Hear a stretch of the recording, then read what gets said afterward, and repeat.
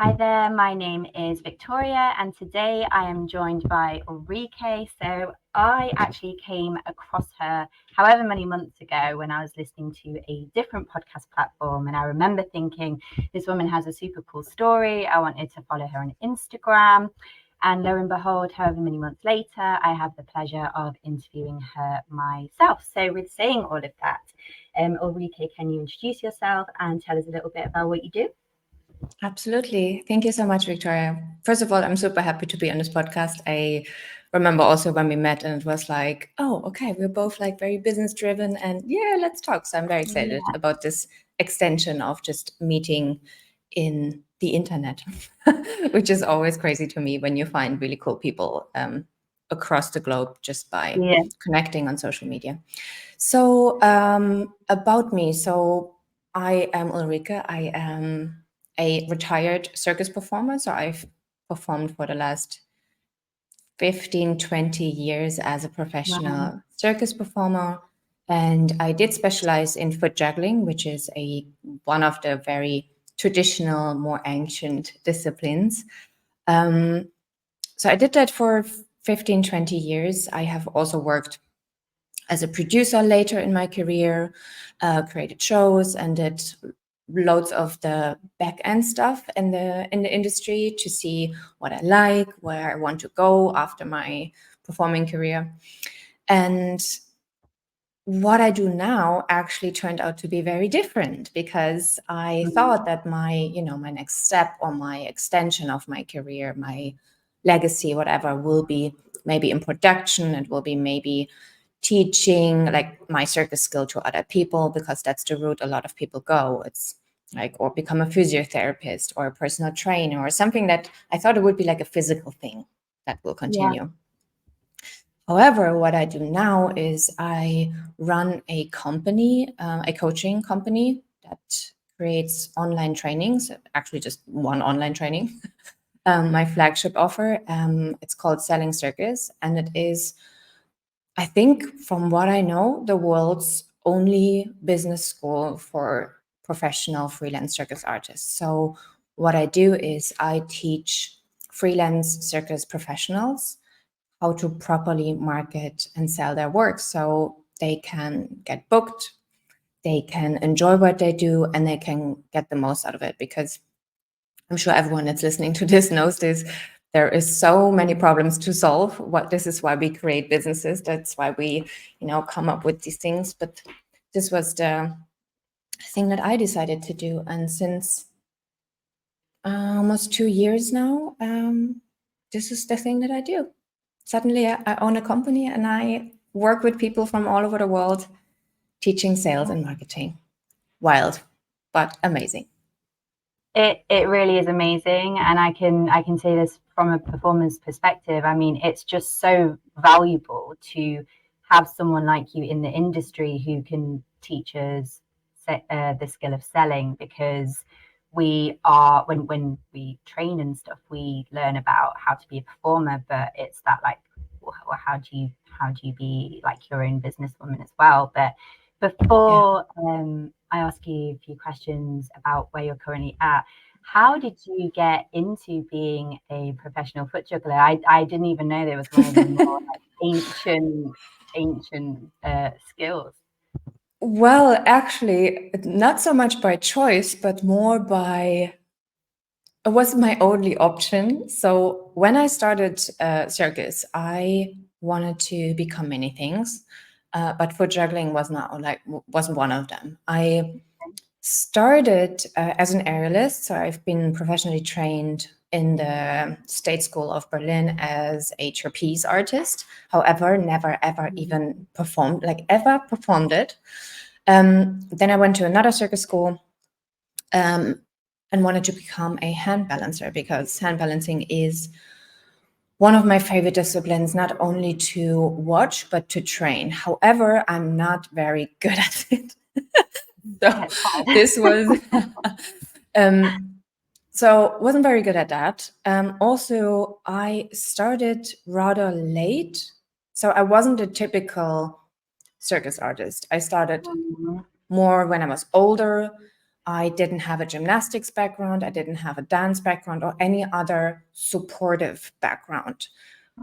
All my background was, I think it's amazing and it's super creative and it looks like brilliant. I'm physically very talented. Like I pick up things easily. However, when you're a little bit older, it doesn't come so easy to you. So I needed to make a choice at one point, and I think it was when I was in my early 20s and I was still in circus school.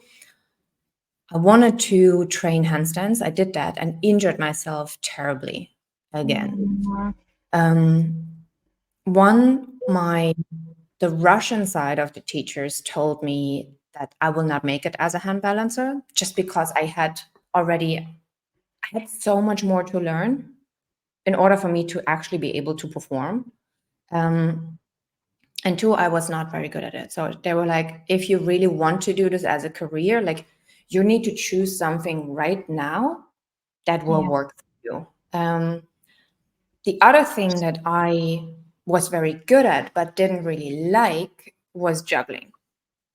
So for some reason, I'm one of the few female jugglers. I can stand in front of a wall for freaking 15 hours and it doesn't bother me. I'm an introvert. I love that kind of stuff. So I was able, which is one of the things you need as a juggler. You need to be for hours and hours and hours and hours doing the same thing. So I enjoyed that and I got very quickly very good with this stuff. So I got injured on my shoulder. School said, you need to choose something different or you need to leave. Because they said, you cannot continue with hand balancing.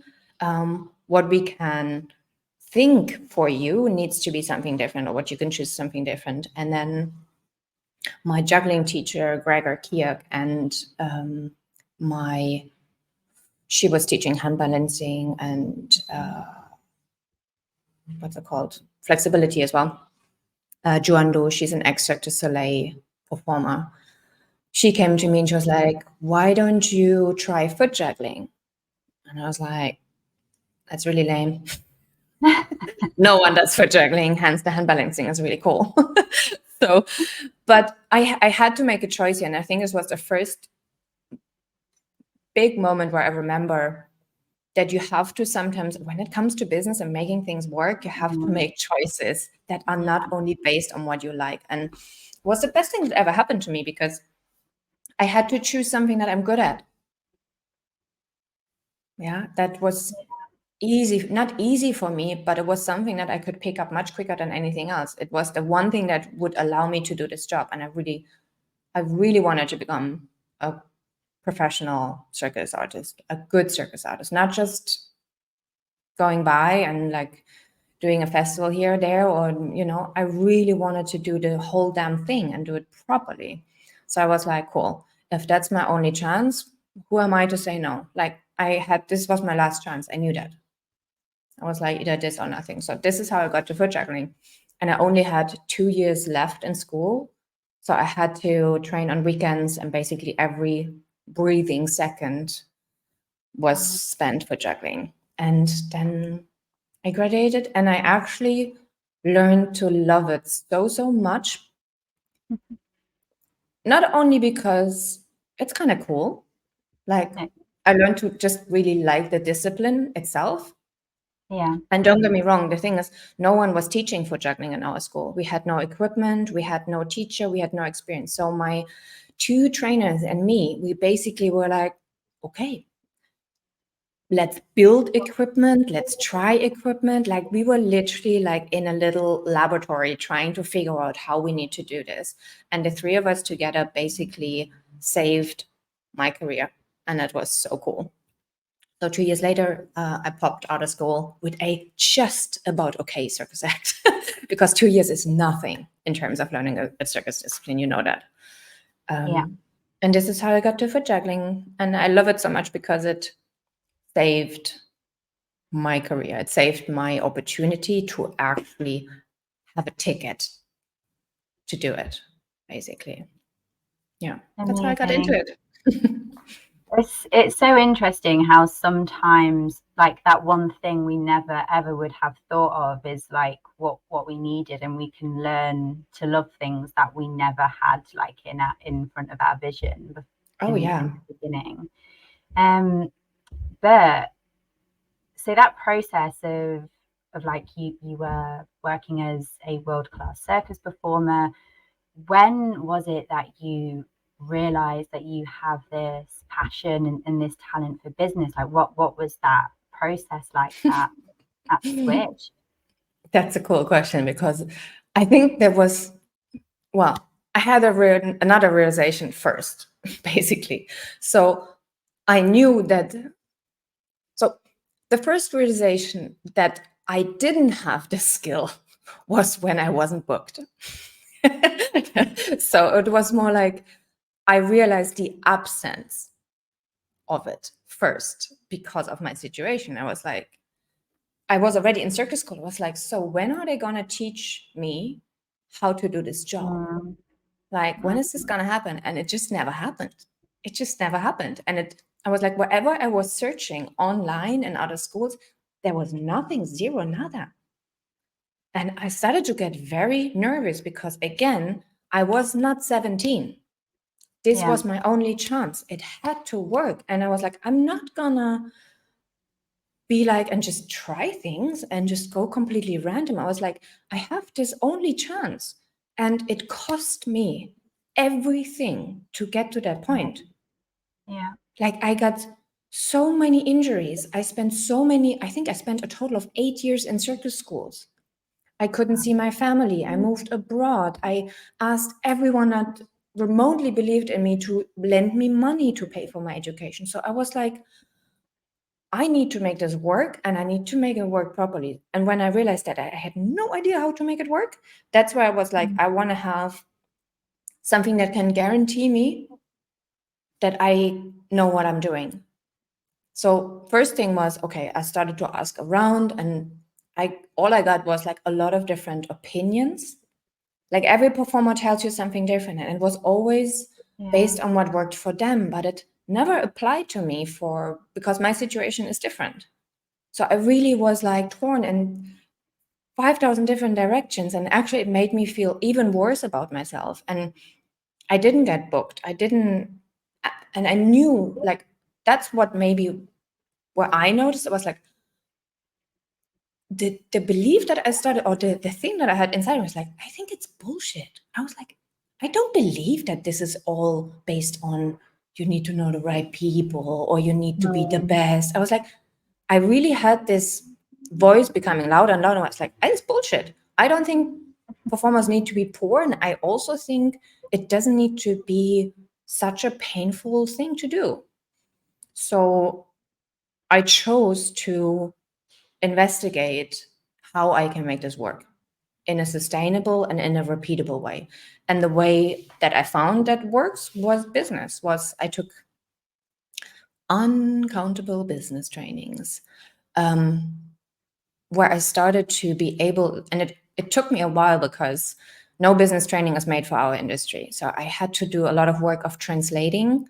Okay, how does this marketing advice work for me? How does this negotiation work for me? How does this sales technique work for me? How does this product design work for me? But once I translated the whole damn thing, I was like, oh, it's actually really simple. So I started to just rinse and repeat and rinse and repeat and rinse and repeat. And without failure, this stuff works. Yeah. So this is when I realized, okay, our industry just decided at some point we're not going to develop or we're going to do it differently. And I was like, you do that, I'm going to do it this way. So of course, there were a lot of things that were challenging and difficult and disappointing and where I didn't get chosen and all of the normal things that happen. However, the part that was in my control was really in my control. Yeah, I was in charge of how my career goes. And this is the experience that I wanted to have because I see a lot of performers out there they're incredibly talented. They have phenomenal things that they can do, and they never make it. And they somehow have this false belief, it must be me, it must be that I'm not good enough, I must be doing something wrong, or maybe I'm just not cut out for this. And this makes me have so much love and also so much pain at the same time, because I do know for a fact that our industry is not different, our job is not different. We can learn how this works, and everyone that is at least remotely decent at what they do has a place in this industry and can have a phenomenal career. End of story, period. Yeah. So I love, yeah.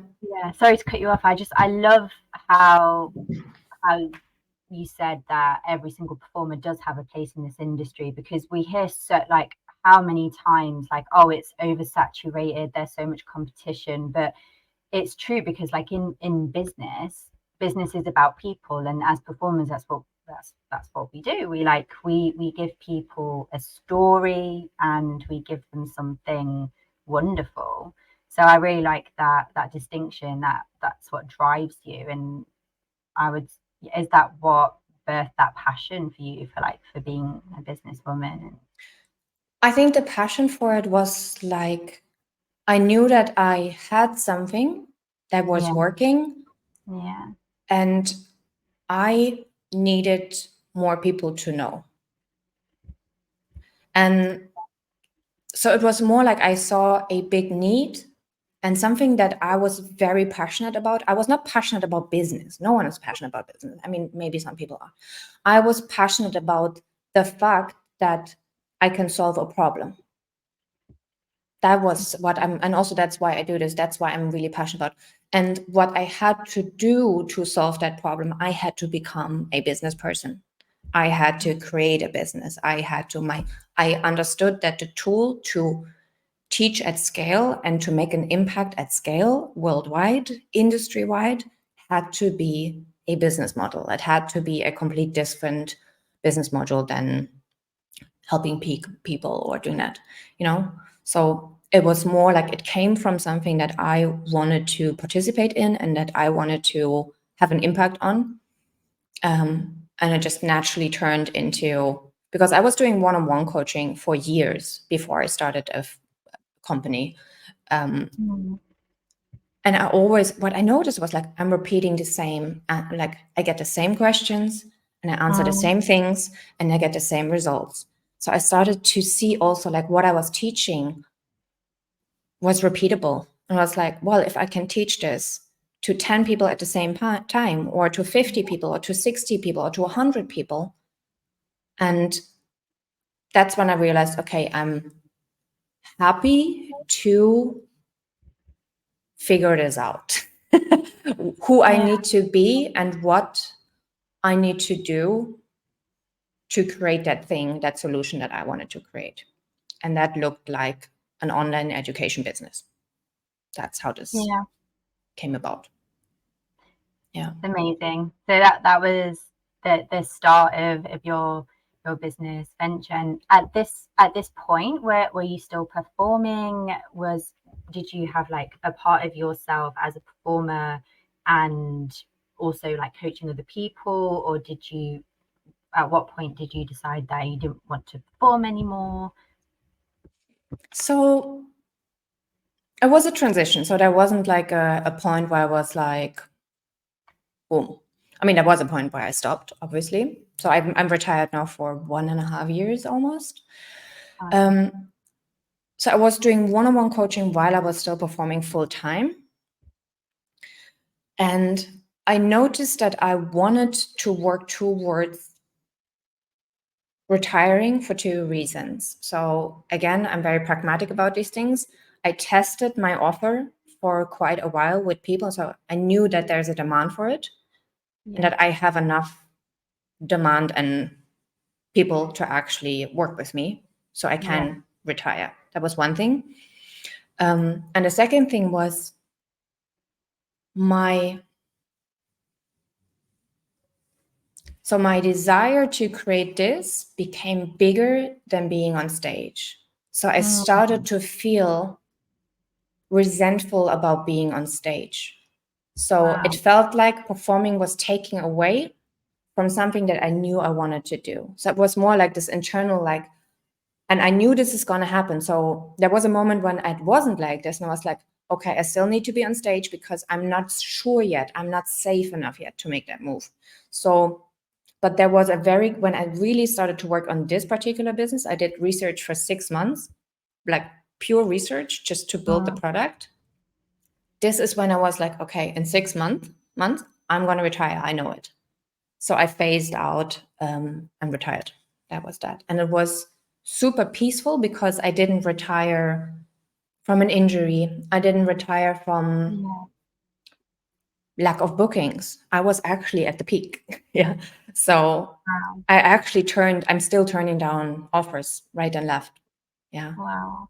So it was because that's what I wanted for myself. I wanted my circus career to be like this. And then what I do after needed to be an extension. And it needed to feel like I'm not dropping.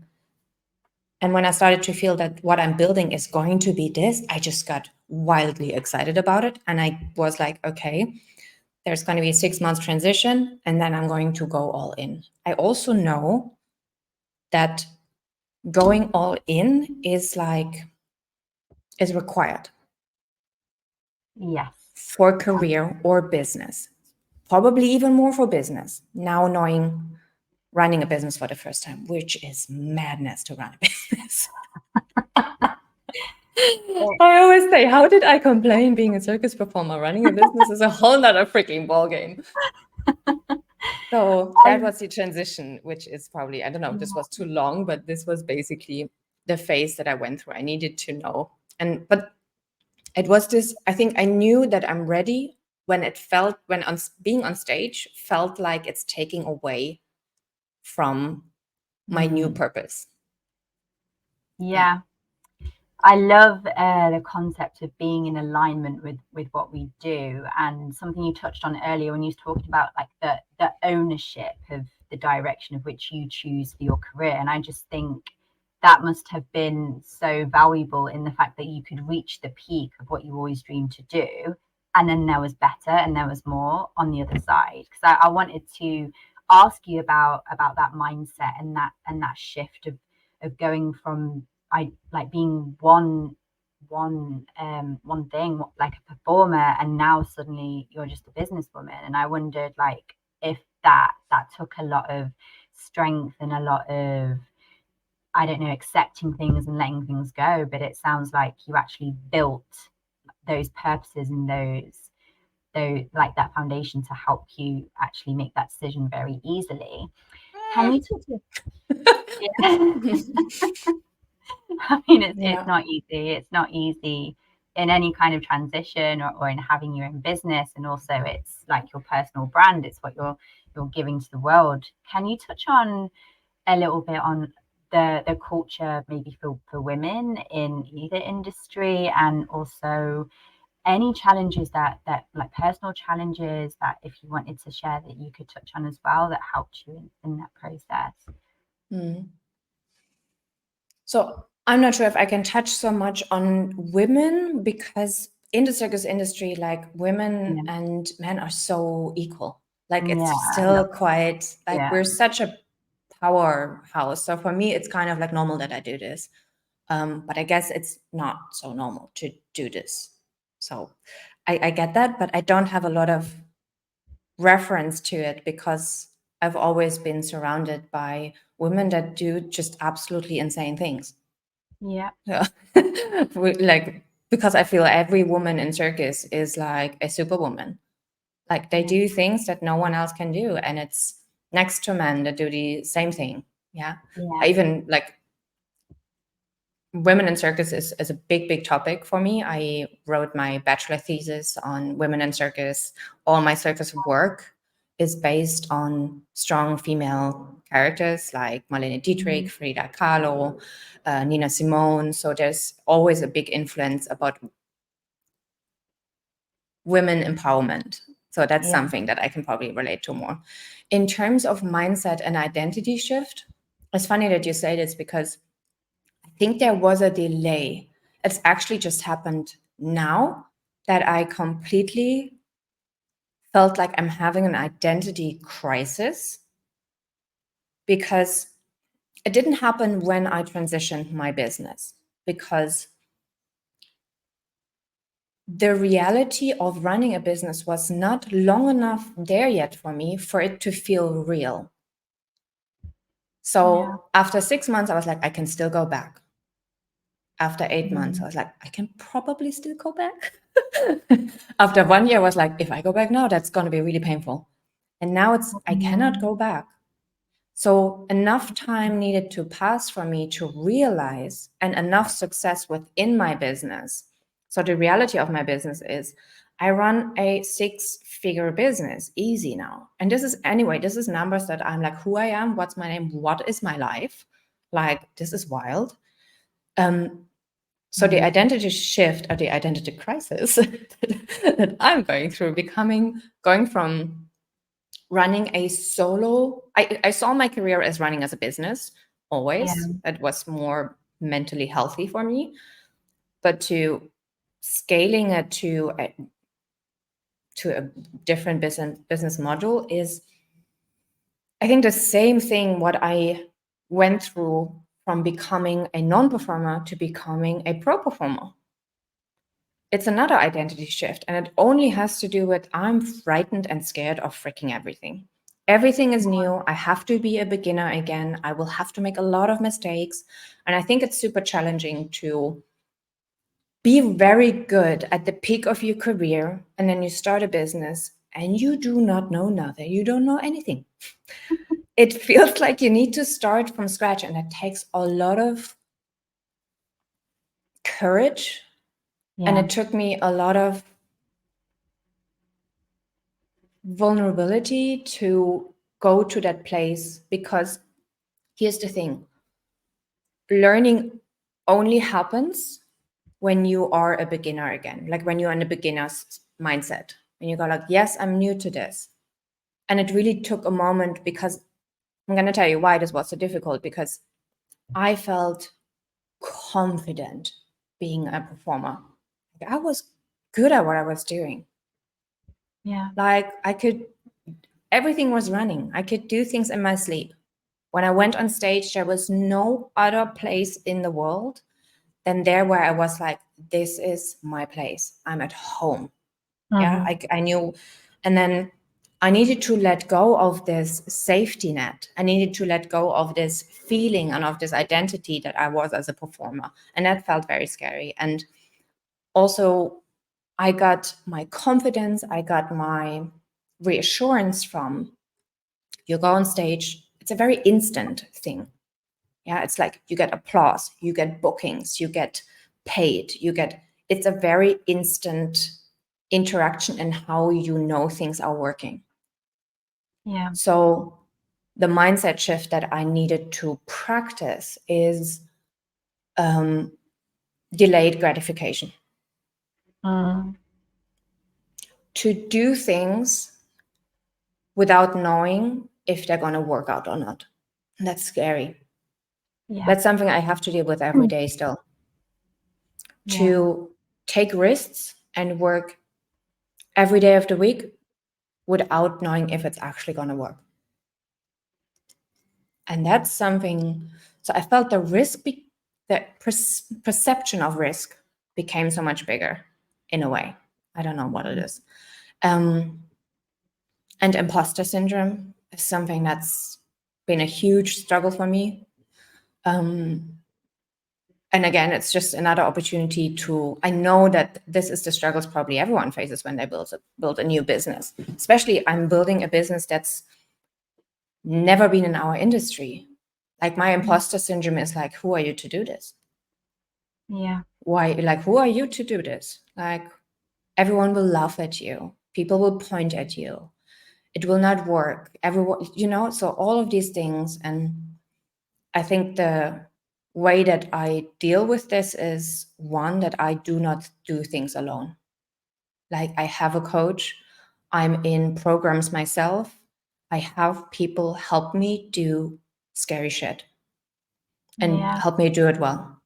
Because without people always feel like they're holding me in that place where I need to be so I can do the work. It's like, no, you are a business owner. I'm like, I'm not. Yes, you are a business owner.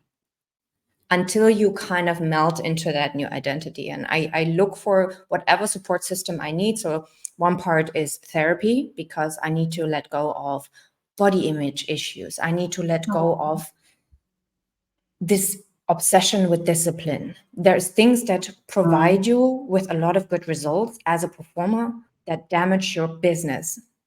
So I needed to understand, okay, there is perfectionism. There are so many things that were okay, not healthy, don't get me wrong, not healthy, but okay as a performer, that are no longer acceptable. So I had to take some therapy for this. I needed to deal with some stuff that helped me to be there for the business that I needed to create. I don't know if that all makes sense. But yeah, I have coaches. I have people tell me that have done it successfully, how to do it. Again, the same way how I built my circus career. I'm going to reinvent business. I was like, no, I'm going to ask someone how business is done, and then I'm going to do it. So it's the same thing. So I invest a large proportion of my budget and time and energy in working on what I need to know, my education, my personal growth, my mental health. And that seems to be one of the most important things for me to build safely and to build consistently and to build at scale, because I think why I have even more emphasis now on investing in these supports is I have over 60 students all across the world. Wow. That I'm helping. And if I'm not there helping, if I'm not here to hold my business in a place that is profitable, healthy, growing, changing, flexible, I wouldn't serve my clients at the highest level. And the whole reason why I built this is so I can serve my clients at the highest level. So that means taking care of myself at the highest level. But yeah, I think the main thing is get support, help, programs, coaches. There's people out there that have done it. And I say, because I don't know about you, but sometimes I feel there's all the time in the world. And then there's this thing where I'm like, no, there is a freaking timestamp on everything. And if there's someone that can help you do the thing much faster, I always say, please do that, because performing is not long. Building a business, only 3% of businesses make it anyway. So who are you to to just, freestyle? So probably that. Yeah, absolutely. I think time is it's a resource. It's like money, it's like energy. Like we don't have an unlimited amount of it, and it's really like what we do with that's taking that ownership of what we do have. And I can certainly relate to when you touched on the perfectionism as a performer, and it's almost like as a performer you're seeing yourself through your eyes, but I feel like with having your business, it's almost like you've created this thing that is bigger than you, and in order to feed into this growing beautiful thing that people need and people want, it's like I need to be the best that I can be, so that this wonderful platform that I'm trying to grow, which is helping so many people, needs to thrive. So I really like that you mentioned about touching on personal development and asking other people to help you as well, who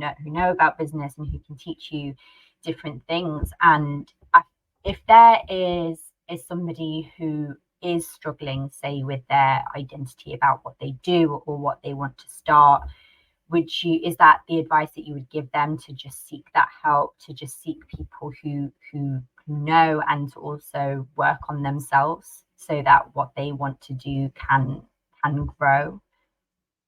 Yeah. So I think, and that's the advice. This is not my own advice. I've not come up with this, but this is the advice that helped me the most. Is my coach asked me, who do you need to be to make this work? And I had to write down who I need to be to make this work. And I wrote down, I need to be free of these things, and I need to have gained these things.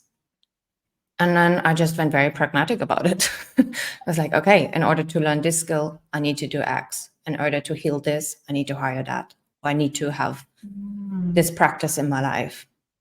So what do I need to do to be that person? So first, who I need to be, and then what do I need to do right now to behave like a person, to behave like that person, or to be that person. Yeah. Very interesting. I really love that. I love the concept of cognitive dissonance. It's like when the things that you desire to be, it's kind of like already there. It's just waiting to come out. And it reminds me of the theme of this, which is identity. But I love everything that you've shared. I think there's just so much wisdom there for performers who are currently performing, or maybe they haven't started yet, or even women who want to start their business but they don't know where to start. Because I also think online there is so much noise. There is so much there's so much advice, and people don't know what to listen to. But I love that what you said about business, and it's true. It's business is about people, and it's like we can take the different skills for what it is that we do in whatever industry that we're in. Is there anything else that you would like to share about your journey, or about what you would like to advise anyone? I think when you said the word identity, there is something that comes up immediately for me. And that's what I see a lot now coaching performers, is that they think they need to wait to be that person to do the thing that person would do. But it's never going to happen. Yeah. So I think the advice that I would give, if I may, I don't really like the word advice, but you know what I mean. It's like, don't wait to be confident. Don't wait to feel like you are that person. Don't, because I believe that the experience of being that person, the confidence, comes actually only as a result of doing it, not the other way around. Like, I had a conversation yesterday with one of my students. He was like, I just don't feel confident enough to start this yet, to do this thing. I was like, are you able? She's like, yes. Then you need to do the thing, because I find I get confidence by proving myself that that I am who I said I am. By taking these actions. That's why I'm saying, who do I need to be? And then I'm proving myself that I actually, indeed, that person, by doing small actions that are evidence that I am actually that person. So I'm proving to my subconscious, piece by piece, yes, I am that person. Yes, I am that person. And as I prove to myself with real evidence, so that's how I become more confident, because it doesn't happen in here. Confidence doesn't happen from thought. It's a result of taking action. Yeah, because I'm so confident as a performer, because when I look in my little memory box up here, I have a lot of evidence that I'm indeed who I say I am. Yeah, and that's why probably also this practice of who do I need to be, and step into that place and behave and take actions from that place is, it's just another way of visualizing who you're going to be. That phenomenal performer, that phenomenal businesswoman. Like, I did the same thing, and it is like a North Star that leads me when things are difficult. Like things are most of the time difficult. That's the reality, especially in a business. Yeah. They suck for months and months and months on end. Yeah. And I think if I wouldn't know where I'm going and who I want to be eventually, I would get drowned and I would get confused about what this is and how good it is, because I would just look at the evidence right now. Like I would just look at, okay, this is not working. This is not working. Okay, this must mean it's not working. But that's not true. Yeah. Because I need to know where I'm going so I can take all the steps that will lead there. Yeah. I was like, okay, cool. This mistake happened. That means I'm here. Now, next mistake, next mistake, next mistake. I mistake myself forward. One mistake at a time. Yeah. Yeah. I love that. So it's like you start with courage, and then the unfolding of that will bring that confidence, and therefore that you'll grow. I wouldn't even say courage. I think the decision, and it's more, I would say it starts with the commitment. It starts with the commitment that you are going to do what you're going to do. Yeah. The commitment is the key to the journey. Like that's when you get the door opens and you're allowed to even just do it. But you need to make that's for me the first step. The commitment is the ticket to the game. And then you're allowed to play the game. Yeah. Yeah. That's kind of, so. I really like that visual.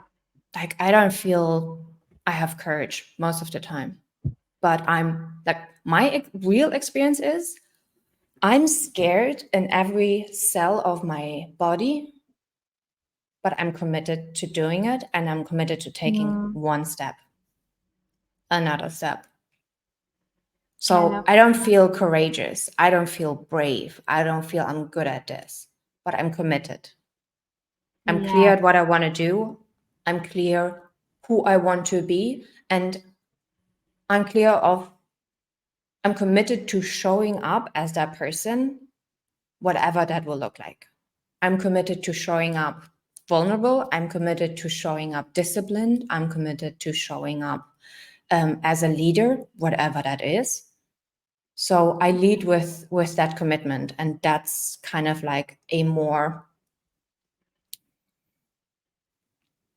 feels more real to me, because I truly believe there is not much confidence or courage or all of these things present in the beginning. Yeah. The one thing that gives me courage, the one thing that gives me joy, and that gives me like, wow, I'm actually proud of this. Like there are moments, and this comes from looking at what's working. Yeah. That I got so religious about having a day in the week, and I start almost every day at looking what's working, because our brain is primed to look at what's not working. So I think that's something that I would probably encourage everyone to do. That's building something that's big. You need to look religiously at the things that are working, your clients' wins, the one offer you made, that every single thing that went well, because you need to accumulate the evidence that it's working. Yeah. Yeah. So for example, when I enrolled my first student to my program, to Selling Circus, every day we celebrated with my fiance. Like we were like, yes, another person. So we made it I make everything a big deal that's working. Yeah. So I go almost bigger about the things that are working than the things that are not working. And that's the same thing I teach in my program. It's like, collect evidence. Success leaves clues, but only if you actually recognize them and you look at them and you go, yes, I did this. And yes, actually, this is working. Because not only because it makes you feel good and it gives you the emotion of that is going well, but here's the thing, when you build a business, it's not so much about how you feel. I have to be honest. You have to like, building a business should be insanely boring. That's when it's working. Yeah. But piling up wins again is super strategic, because at least that's what I used for my entire career, and that's what I'm teaching, is you always need to do more of what's working. Business is super simple. You need to do more of what's working and double down on that. Yeah, so imagine you would only focus on the things that are not working. You're just going to do more of the things that are not working. So sometimes I'm like, wow, I love this, to do this thing. It makes me feel really safe or something, but it's not working. And then there's something that I'm like, oh my God, I hate doing that. Oh. But it's really working. I have to double down on that. Yeah. I'm curious to ask when something, I mean, it does relate back to like when you were a performer and there was something that wasn't working for you that you loved, and then something that you didn't like to do, but then that was working. How like when you were performing, like what was the most meaningful thing for you when you were finally, like, you could see that things were working, and how is that different to the joy that you have when things are working in your business? Are there any like similarities? I mean, at some point I had to make, like, I don't think liking things is the priority. That's first and foremost a thing. Like, I knew that I loved this job enough that I didn't need to love every single element of it. And you know what I love and like the most is when things are working. Like, that's the ultimate thing that I wanted to like. Yeah. And I think it's not that, like, most, like, what you're really good at will work. And you're really good at something because you've done it for a long time, meaning you've done it for a long time because you like it. So you will anyway do things that you like, if that makes sense. So for example, my career blew up because the way that I dressed, the way that I designed my acts, the way that I told stories within a circus act. Like, I created a whole universe. I used characters, like, usually very different than what other people were doing in my industry. And also using from other industries influences, from the burlesque industry, from vintage old Hollywood movies. So when I realized that I can pull, actually not here, can pull from the things that I'm good at and that I like, and I can put all of these elements that are already there. Yeah, so it was definitely, I didn't like to do the research for it. I didn't like to do a lot of these things, but when I didn't like that no one had done it before, I didn't like that everyone was like, what the heck is she doing? Like, what? So I didn't like that part. So what? And I think that's, and probably it's the best thing that ever happened to me, is that I needed to do, one, a discipline that I didn't initially like. Yeah. That I needed to become a person that I didn't initially want to be. But I feel all of these things made me raise up and be so much more than I thought I could be. Yeah. And I like myself so much more because of it. Mm.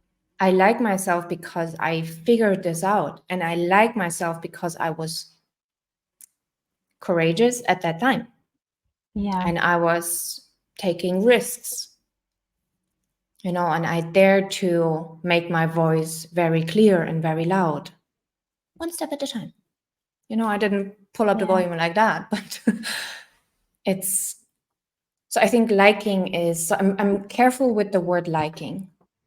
I know where I want to go, and this is the leading thing, not how I feel about the process at all times. Does that make sense? Yeah. Yeah, absolutely. Because if I would do that, like, I don't like most of the things. I would never get anywhere. Yeah. But, and I don't like things because I'm not good at them. That's the reality. There's not much that I don't like per se. I don't like creating Instagram reels because, man, I suck at it. I don't like to do X, Y, Z because I don't feel I'm good at it. So if I notice that that's what it is, then I do not allow myself to not do it. Because, of course, there's things that I truly don't like that go against my morals, that go against something that I truly just don't enjoy it, and I don't feel it adds value to me, and it actually makes me like a miserable person. Then I don't do them. But there is a difference in noticing that. And I think recognizing if you are avoiding something because you're not good at it and it makes you feel internally a certain way, then step through it, get good at it, and start feeling good about it. Because that's reality. I start to feel good the moment I'm good at stuff. So yeah, I think that's really encouraging as well for people who maybe had a dream set up in their mind that they wanted to follow, but it's turning out a little bit different to how they envisioned it or planned for it. But I think that is exactly what happens when we follow something that we love and we want to do. We're not the person we are today when we first started, so everything just changes and shifts, and we have to learn as we go. And I love talking to people like you who have been in the circus industry and who are businesswomen. I just think we have our own stories and our own struggles and our own wisdom to share, and it's wonderful when I see like circus and business coming together, because they absolutely should. It makes complete sense for them to do so. But I believe that a lot of people have gleaned a lot of wisdom from this conversation. I know that I have. We like to ask our guests, if you imagine that you're sat around like a little fire pit, right next to other women, if you had to choose one bit of wisdom to impart, or if you could think of one ingredient that you would choose to put into like a cake of happiness, like what would that little bit of wisdom, or what would that ingredient be?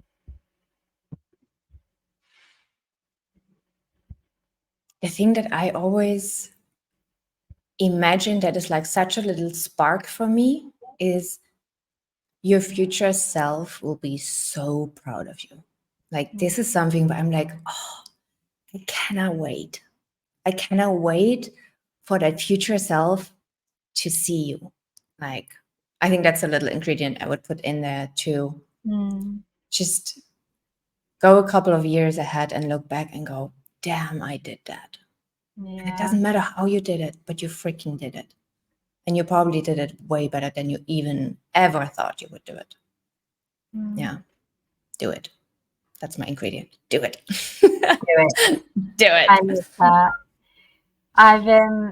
I've really enjoyed this conversation, and I know that there must be women like who will listen to this and will love to know more about what you do and where they can find you. Can you let us know where we can find you, what your social platforms are?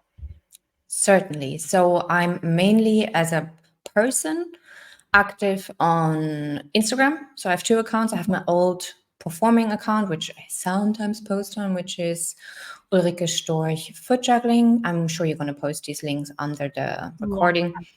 But my coaching account, like where I'm now most active, is at Ulrike Storch, so Instagram. You can message me there, or you can engage with my content.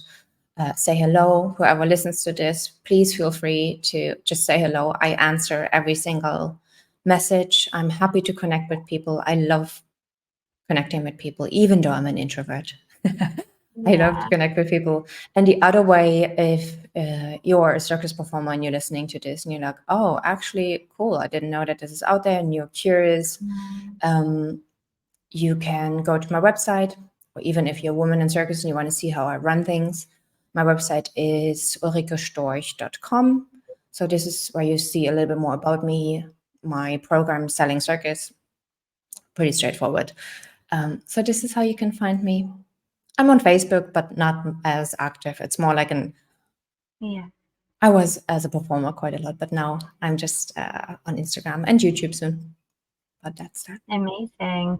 And come and say hi.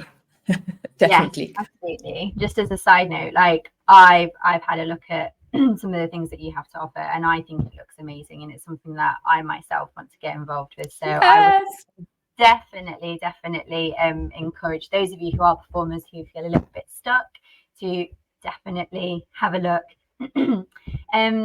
Thank you so much for jumping on this. It's been so wonderful to have you on here, and this is my first time hosting, and you were congratulations. You were the first My person pleasure. I speak to. I just think you've got a great story, and I can't wait for everyone else to hear your story as well, who are our listeners. Thank you so much, Victoria. Have a beautiful day. You too. Bye.